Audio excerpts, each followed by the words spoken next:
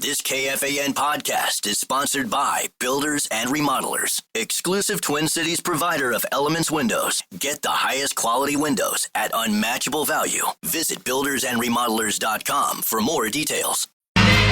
Joining me now from London, Alec Lewis of The Athletic, at Alec_Lewis via X. Of course, co-host during the Friday football feasts at Buffalo Wild Wings locations throughout the land. And he's always brought to you by Steve's, which maybe we just make this a Steve's Appliances marathon segment. How you doing over there, Alec? Pretty good, Nordo. I'm on a bus. It's raining, gray. Just left the Hanbury Manor where the Vikings are staying, and they practice there today and have a game in a couple days. Looking forward to it. How are you? I'm doing incredibly well. I'm pumped up. It's the feast. I've kind of talked my way into the idea that despite Joe Huber and Blake Brandel and Justin School starting for the Vikings offensive line, there's just no freaking way that we're going to let the Browns beat us. This team has only played with the lead for 2 total snaps all season through 4 games. There's no way we're going to roll into Tottenham and get outfoxed by Stefanski, regardless of our health issues. Where's your head at on all of this? Am I being too Pollyanna-ish into Sunday's game? No, I mean, I think that's a pretty fair take. Look, this Browns offense leaves a lot to be desired. They've had injury issues at tackle. Dillion Gabriel is a smaller guy who has a good arm. He can process, but you know, just like I do, against Brian Flores, with the amount of droppers and rushers and disguises, it's pretty difficult. So I like where your head's at. I do have questions, obviously, like what the Vikings offensive plan is going to be. If you don't have 3 offensive linemen, and you're onto your 3rd string left guard and your 3rd string center and backup right tackle, and you don't want to be in 3rd and long, and you're having a hard time running the football. What is the path to move the ball? I think a lot of it's probably going to be quick passing game. I think some of it is going to be some special teams wizardry, and do some of that. And I think you put yourself in a solid position in a game that, I mean, the over-under, I think, is like 35.5. So we're talking, I mean, this is not a game that's going to probably generate thousands of European NFL fans. But who knows? Maybe it will. No, this probably, it feels like it'll be the lowest scoring game of the weekend, but maybe we'll see something different out of Carson and company. You think, just out of respect in the tenure that he had here, like if we're in a tough spot and knock on laminate / wood / whatever this thing is here in the 651 Carpet Studio, that if we do have an issue and we need to know linemen, would they just, like, would Stefanski just let Cam Robinson walk across the field? We get a quick uniform change and he'd just let us use Cam Robinson if needed? I think that's a great question. It might have been part of the trade package to acquire him, where you did, draft pick swaps. You got send across the field. Yeah, that's not bad a thought. I honestly didn't think about that. You could plug him in a guard. People wanted that to happen this offseason. What is, throughout the week, you mentioned kind of the dreary weather today, but what was the mood and the vibe that you were able to capture one way or the other from a 2-2 team? Haven't been able to stop the run in either of their losses, but it's still, I mean, we're talking 13 games left here. We're not writing eulogies quite yet. Just kind of the idea of this team knowing maybe they let one slip through their fingers, the ability to bounce back regardless of health. Like, where's the mentality sitting here into the weekend? Yeah, I think, a lot of this team, especially the younger guys, I think they've enjoyed just the goofy nature of what this trip has been. I think you got some guys probably miss their families and probably ready to get back. But I just feel like overall, I mean, Josh Metellus said walking out of the press conference in Dublin after the Pittsburgh loss, he's like, I hope you guys are going to London because we're going to put on a better performance than that. So I just think there is a very high level of motivation right now to get one in this spot here and go into the bye with a little wave of momentum. It's like they've been in a headwind, moving into a headwind. It feels like this entire season. So to get to the bye, start to get a little healthier, win this game, I do think that's kind of just squarely where everyone's minds are in this game. Again, I do think it's going to be really interesting offensively to see what, if anything, they can, like the easy button that they can try to push in this game, because it's hard to find a path. But potentially, I kind of feel like Kevin O'Connell has this game. He will be as dialed in to make sure they win this game as he's been probably in some time, because if you lose it, the vibes going back become quite difficult. So I'm going to play back some of Kevin O'Connell's press conference a little later on this morning. But you were there. He spoke to the media this morning, or technically earlier this afternoon, London time. But I think he mentioned maybe C.J. Ham is going to be questionable into this game. And for a guy that's played roughly a third, even less than that, really, of snaps in the offense under O'Connell. Is that part of, it's like, I wonder what this offense is going to look like. I'm with you in lockstep there. Like, does getting a guy like C.J. Ham back help, whether it's protection schemes and just kind of how he could potentially be used to keep Carson Wentz upright?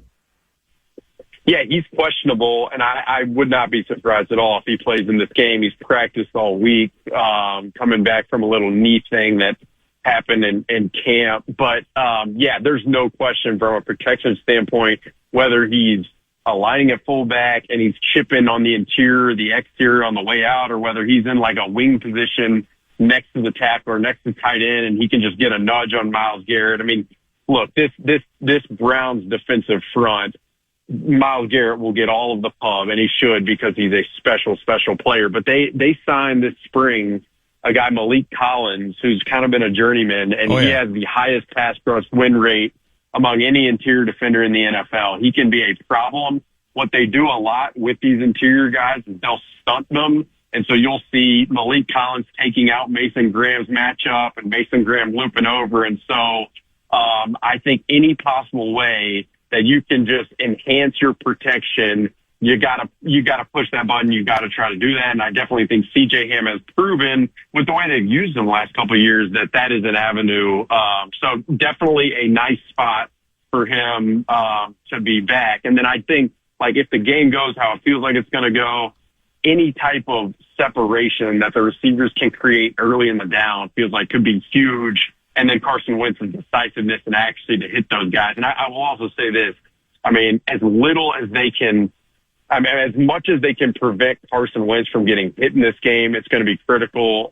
You saw how much of a beating he took last weekend, and you just wonder how sustainable any type of extreme punishment on him in the pocket. You just wonder how much he can absorb, given what he already absorbed last weekend.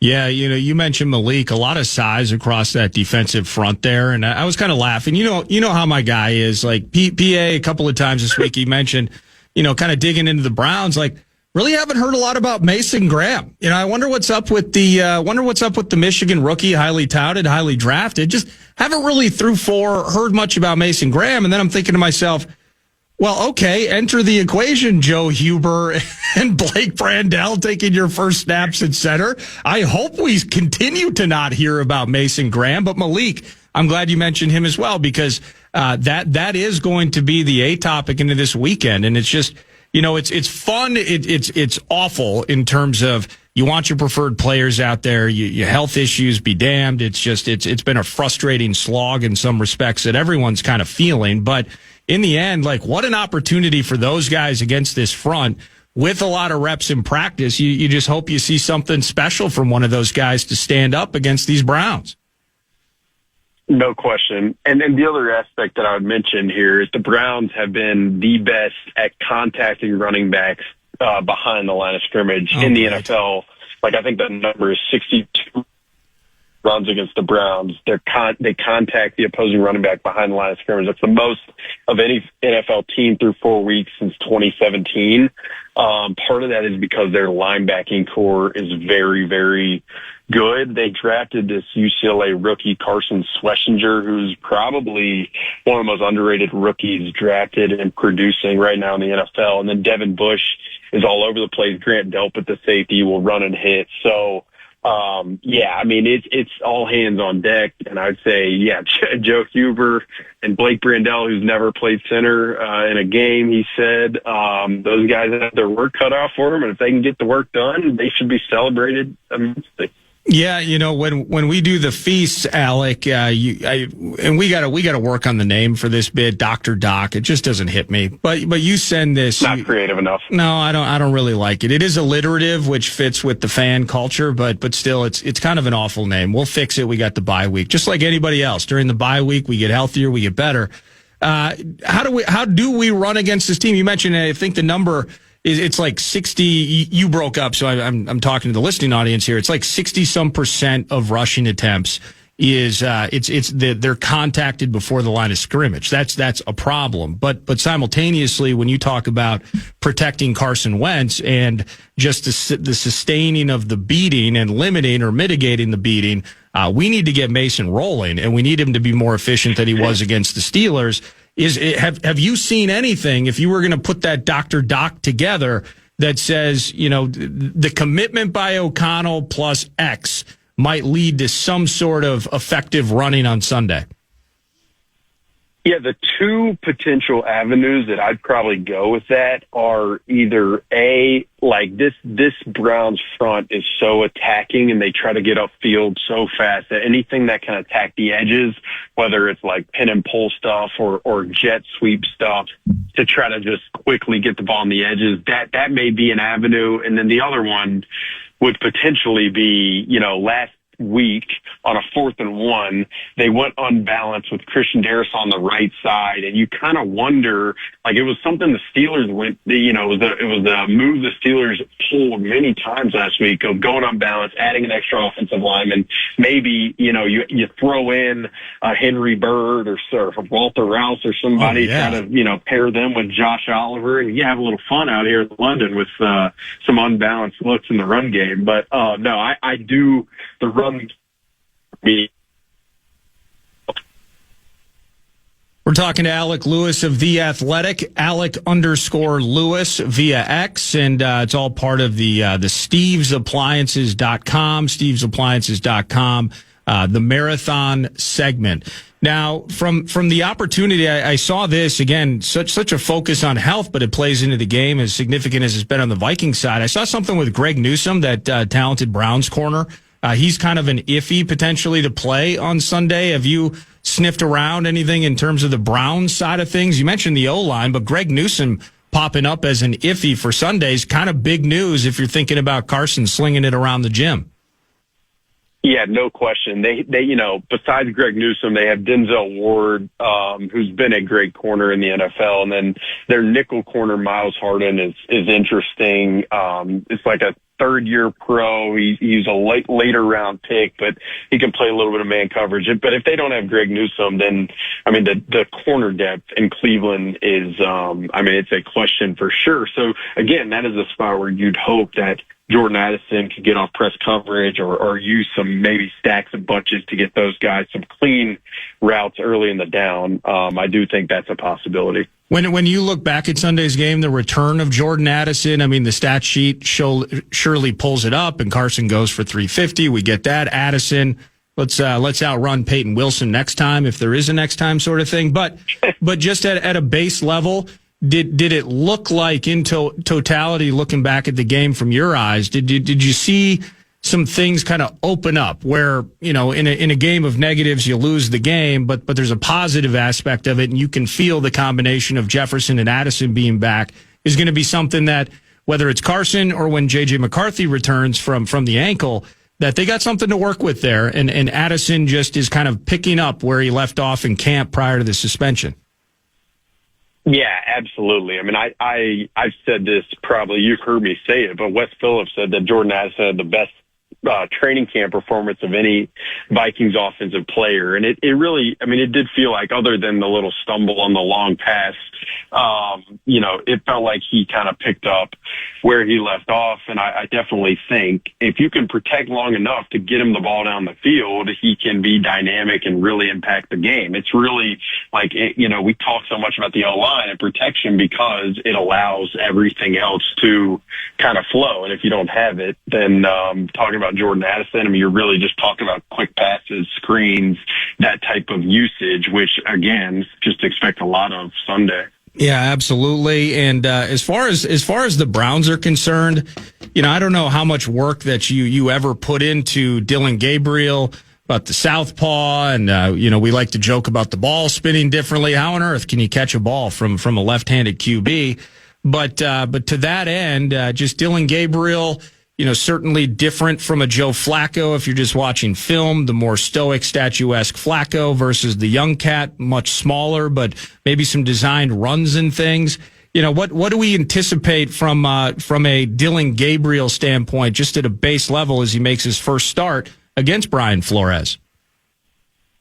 Yeah, I told PA that I was upset that he couldn't get to see Joe Flacco in London. I know that's been a career, something he's wanted to get accomplished over the course of his career with how much he loves Joe Flacco. But Dillion Gabriel he's a smaller guy. He's got some velocity in the arm. He's athletic, and he processes the field pretty well. But I think, again, this defense and what he's going to see is unlike anything he's probably ever experienced, even though at Oregon he did play against Ohio State and Penn State, and he was at Oklahoma before. So talented thrower of the football, but he was picked where he was for a reason. And you really got the feeling talking to Brian Flores out here that it's for them just so much. They're viewing it like, look, we got to stop Quinshon Judkins. We got to stop the run game. Yeah. The Browns will use unbalanced formation, so making sure they're on their P's and Q's there is critical.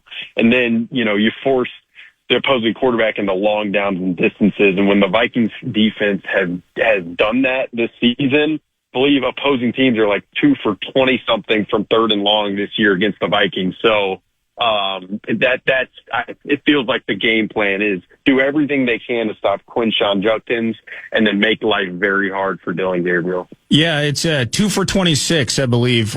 Teams are on 3rd and 6 or longer against Flores. And one thing that's kind of popped up a couple of times this week, you've probably enjoyed or endured this via social media, et cetera, but team loses in Pittsburgh and everyone's down on the GM again because of the drafting and the coach's play calling. Just all those things that happen in a loss, we see it. But in the same sense, we can't undo things. We can't go back in time. We got to move forward and face the Browns. But from your eyes, from what you've seen and analyzed, replacing effectively a Jonathan Bullard and a Harrison Phillips with a Jonathan Allen and a Javon Hargrave, you feel so much better about the pressure you're getting in a pass rush situation from the middle of our defensive front. Super excited about it. They've both been mostly productive. But in the end, did we lose anything in stopping the run at a base level by jettisoning Phillips and Bullard? Yeah, I think, this Vikings team feels like stopping the run game is so much about, techniques, fundamentals. Brian Flores said the other day, he's like, none of this is sexy and it's boring, but like that is what it takes to stop the run consistently and effectively. I do think, if anything, these first 4 games give you an appreciation for the job that Harrison Phillips and Jonathan Bullard did stopping the run. It was never talked about. It was always very low key. But look, these 2 guys in particular, and Javon Hargrave and Jonathan Allen, they are pass rush first interior defenders. And so you kind of, you're given a little to get a little, or given a little to get a lot. I think that's kind of been the idea. I would say, if I'm Cleveland and I'm approaching this game, I'm trying to load up offensive linemen and run it right at them as much as I possibly can and prove that the Vikings can stop them. And so this will be an opportunity for the Vikings to do that. I thought initially, Bijan Robinson is going to do what he's going to do.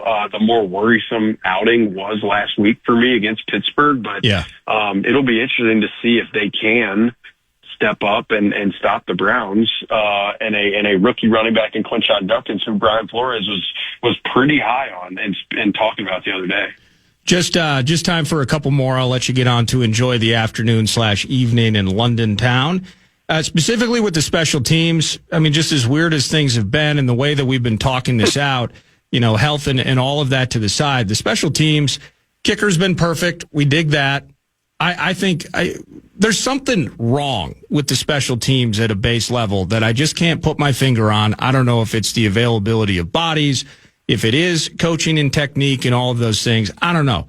But Miles Price has been kind of an uplifting part of that conversation. Certainly a positive in totality with some of his returns and putting the team in a good spot.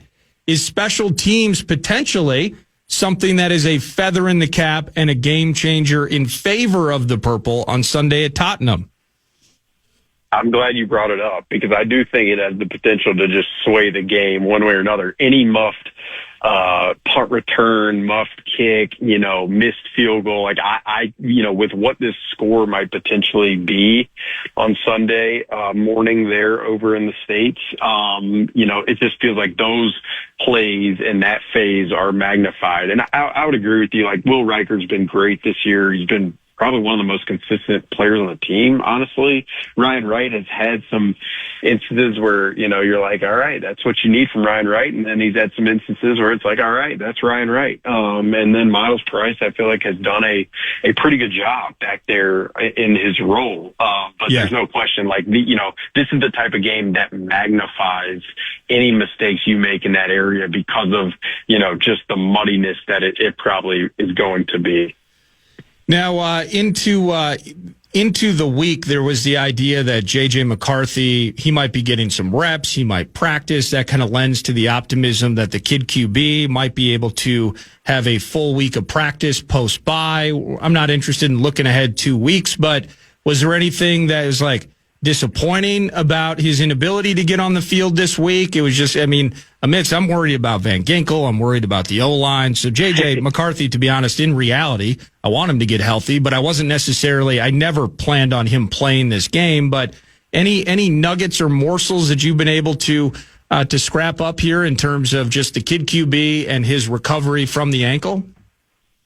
No, we saw him after practice the other day. He was in great spirits and talked to us and fist bumped and all that and his usual, energetic self, which was great to see given obviously the road that it's been. But Kevin O'Connell said today, had the rain not been what it was and maybe the field situation, being a little different, he might have gotten in some work today and some individual stuff. And so, really, it felt like when Kevin O'Connell talked on Tuesday to some of the media out here, he insinuated that it might be possible this week, but you didn't ever feel like, or at least I didn't, that it was like an absolute guarantee. And it just feels like they're taking this very much day by day. And we'll see what happens after the bye week. It feels like with the way that Kevin O'Connell has talked about this, he needs a full week of practice to be playing in the game. So I am curious,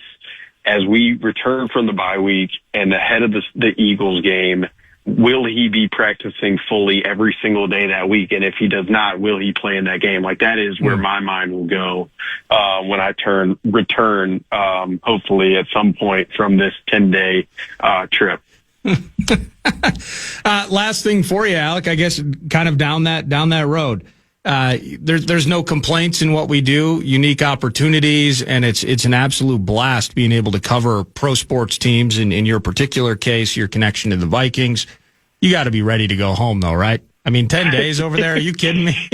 What people don't know, they don't care. We're on this bus, and you got to go 21 miles from the Vikings hotel into downtown London, and that takes 2 hours. You do that twice a day, 4 days this week. That's 16 hours on a bus. It is, you gotta, this is why you signed up for journalism right here. But no, it's been a blast. I've had a lot of fun. Been cool to see these places and beyond grateful for it. But yeah, Dillion, Gabriel, Carson Wentz, we can get through with that and then, run on back and watch some Alabama football. I'll be real happy to do that. That's awesome, man. Thanks for giving me time while you sit on that bus and just try to find your way back into London.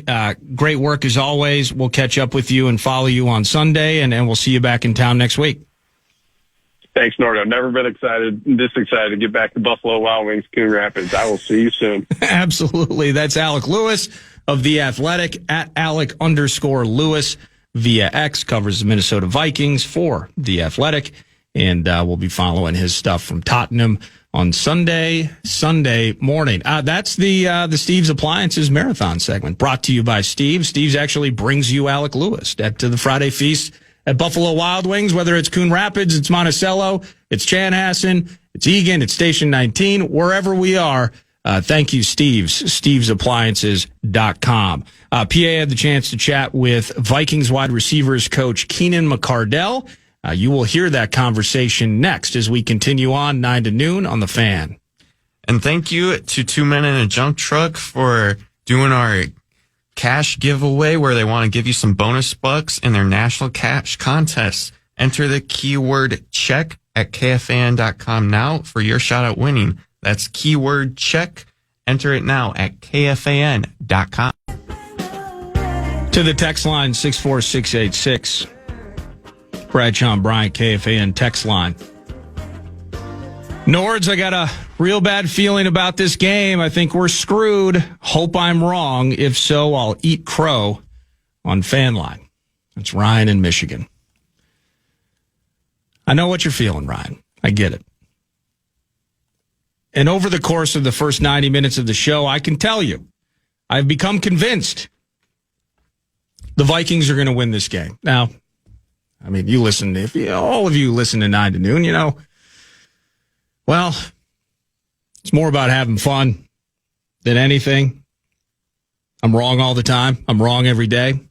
If we got a sponsor for the Covenant Cleanup provided by XYZ Actual Company, it would be the most valuable sponsorship on the entire station because we are wrong every single day.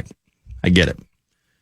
This just feels like Vikings are going to win, but it's going to be maybe the worst game you've ever watched in 15 years. Or at least, I hearken back talking with Alec Lewis last segment. I remember 2023, Vikings in Las Vegas, kind of got hooked in with the power trip. They did a couple shows in Las Vegas at Buffalo Wild Wings. We actually did a Friday feast at Buffalo Wild Wings. And similar to the idea of spending 10 days across the pond, 5 days in Las Vegas feels like 10 days across the pond. And we're all just ready to go home. And I believe the team, just middling around 500 at this point. It's a non-playoff team, right? We're playing with Dobbs. We got the Achilles situation with Kirk. And you're just trying to figure out if you can really win games with Josh Dobbs and maybe find your way into a playoff spot. You had the Dobbs magic at the Falcons. You got a good half out of him against the Saints. It took Jameis Winston. Bless Jameis Winston. Love Jameis Winston. As he single-handedly gave the game back to us with 2 just brutal interceptions. Then you lose in prime time. Was that Mekhi Blackman that refused to jump on the Cortland Sutton pass in the end zone by Russ? You lose at Denver in primetime. You lost, how about the brutal 12-10 Bears victory over the Vikings on a Monday night game at U.S. Bank Stadium? DJ Moore over the middle late. How ugly was that?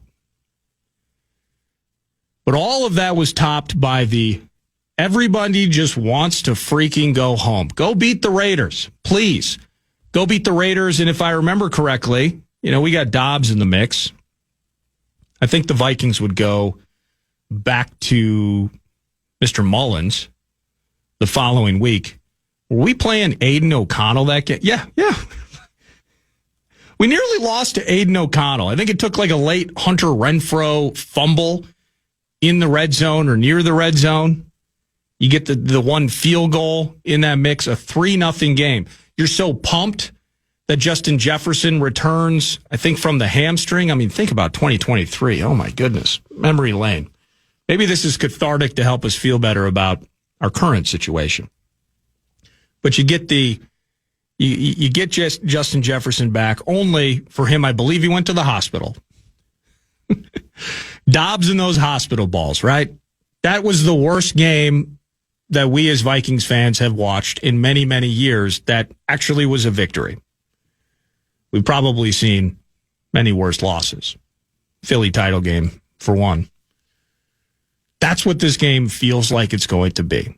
Not to that detriment. I don't know if we can match what happened in Las Vegas 2 years ago, but it is going to be that kind of slogfest where you're begging to find an open lane for Jordan Mason. You're begging to find that third down conversion to a Jefferson. You're still wondering what's up with TJ Hawkinson, all of those things, but your defense and Flores do what you need them to do against Dillion Gabriel. Judkins makes you worried a couple different times. Myles Garrett, good luck to Carson trying to survive for 60 minutes. And you win because of field position game via the plus-size punter. You win via field position because Miles Price breaks off a couple of nice punt returns. You win on the foot of a Will Reichert. That's just kind of where this game feels like it is going at this point. But to that end, the breakdown to the build-up, the reason I've included it a couple times in the show is now that Addison's back, if we can continue to get healthy, this thing with Jefferson and Addison is as good as it gets in the NFL. And the man behind most of that, his name is Keenan McCardell, Vikings wide receivers coach. And PA got the chance to sit down and chat with him earlier today. And, well, take it away, PA. Friday was rainy. Field came up a little more slippery than Wednesday and Thursday. So maybe maybe you can settle a conversation that people have had forever. When it's rainy and a field comes up wet, who does it favor, receivers or DBs? It favors the receivers because we know where we're going. So, today would have been a fun game day because we know where we're going. They gotta guess on where we're going. So it would have favored the receivers in a big way. Now Keenan had a 17-year National Football League career, also a Super Bowl winner, of course, wide receivers coach for the Minnesota Vikings. And you played 37 games with Cleveland after Washington drafted you. And that started in your second year. So with the Browns, did that kind of jumpstart your career? It really did. I got a great opportunity in Cleveland to show my talents, and I took advantage of it. Coach Belichick gave me a great opportunity. Had some great coaches over there that gave me an opportunity, that believed in me, and I just took it and ran with it. I kind of tell my guys, anytime you get an opportunity to play, you got to take advantage of it, and that's what I did in Cleveland. Yeah, we've talked about this before, but a decade and a half plus in the NFL, 12th round pick, don't play for Washington, end up in Cleveland. It's slow to start there, but then it takes off. Multiple teams, won a Super Bowl. You've seen it from a 1 up to a 9. You know what I mean? Yes, I have, man. It's fun. I tell guys, your journey will always change in this league. And it's up to you how you want your journey to change, or your career to change. And each year is a new year, and you got to make sure you go out and put the work in. And if you keep putting the work in, you'll get rewarded at the end. Keenan, what the Dog Pound, where Cleveland plays home games? Now, it's a different stadium when you played there, but nevertheless, the Dog Pound and home games at Cleveland, what were they like? Oh, great fans. For us, for the Browns, they're great fans, but for the visiting team, it was a bad time. A couple batteries being thrown, some snowballs. But it's part of being the tradition of the Dog Pound, making it hard on the opposing team, and I had some great times in Cleveland. Now it's a little windy here in London at this moment, but the wind off Lake Erie. Do you remember games where, what were the worst conditions that you would have there? Oh man, we've had a snow game where the field is all snowy, kind of like their game against the Pittsburgh Steelers last year. I remember those times down there. And you talk about wind. I've been in some of the windiest games around down there, and catching the football and throwing the football was hard. In Memorial Stadium. So we just you got used to it because you practice in it so long. But the visiting team didn't get used to it. Vikings wide receivers coach Keenan McCardell is our guest after the Friday practice, final practice during the course of the week up to the Browns game. Speaking of the Browns and their defense, how do you expect them to defend Justin Jefferson? I think it's a possible they're going to double him, but it's possible they can play him man-to-man because of all the other weapons we have. We're running the ball really well. You got Jordan coming back, Speedy's playing well, Adams playing well. So, it's going to be a hard time to just say I'm going to double Jets and leave these other guys open and then probably putting 8 men in the box and Jordan running the ball. You put 7 men in the box and then Jordan gets to run the ball, but you put 8 men in the box, it's a challenge outside. So, it's going to be an interesting game. I'm looking forward to it.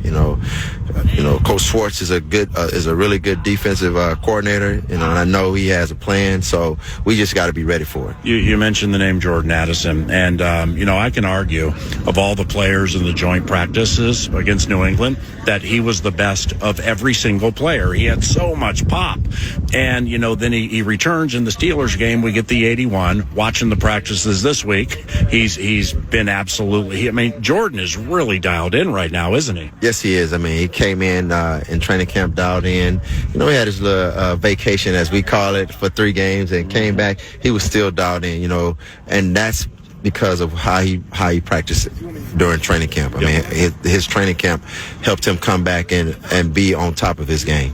Do you think maybe, and this is a better question for him, but just, kind of being, a surrogate dad or uncle to these guys, plus their coach, do those 3 games that he had to be away, do you think maybe it was a little eye-opening to him? Like, wow, holy cow, my guys are playing in here and I'm missing it. It's what you miss. You miss doing what you've been doing all your life. And when it's taken away from you, you kind of get a wake-up call just to see, I need to make sure I'm on the right path, so I won't go down the wrong path. So, it was a little eye-opening for him, and I enjoyed that. Last 2, it's getting windy and rainy on this practice field. Jalen Naylor, conversely, was up and down in training camp, and then in the Patriots joint, hurts his hand or his arm or whatever. He was dropping some passes during training camp. Then we start the regular season. Talk about being on point. Holy cow, Jalen Naylor is dialed in, isn't he? He's dialed in. I'm loving it because it's just a maturation of him. His growth process right now has been unbelievable. I think he's enjoying it, and when you're enjoying your time to play, it makes the game a lot easier. It comes to you easier, and I think he's having fun out there, and it's great for our offense because you get another weapon. And last one, Keenan, the rookie Ty Felton. I've had some conversations with him after games, including preseason and regular season, and okay, he's a drafted wide receiver. He wants to play 50, 60, 70 plays a game, but he understands my lot in life now is to be the best gunner in the NFL and to help this team how they need me. The reason I bring it up is because you know better than anybody, not everybody buys into it that way. Not everybody. He's a true team player, and during the evaluation process, we talked about it. That person coming in should have a trait, but it also should be a true team player that can play on special teams, help the team out in any way that he can until he gets his opportunity to help us as a receiver. So, looking at Ty, looking at all his film, how good he was as a gunner, kickoff return guy. He fit the model that we wanted, and I think he's showing people that he's a pretty damn good gunner. So I enjoy watching him go out and make plays. That's wide receivers coach Keenan McCardell in London with PA earlier today. And we're going to pause now, come back shortly, some text messages to jump into, but top of the hour, 11-ish, Paul Charchian is going to join me from the Utah bunker, and we're going to break down some fantasy and reality as we get closer to the final hour of a Friday feast. Nordoin for PA 9 to noon on the Fan.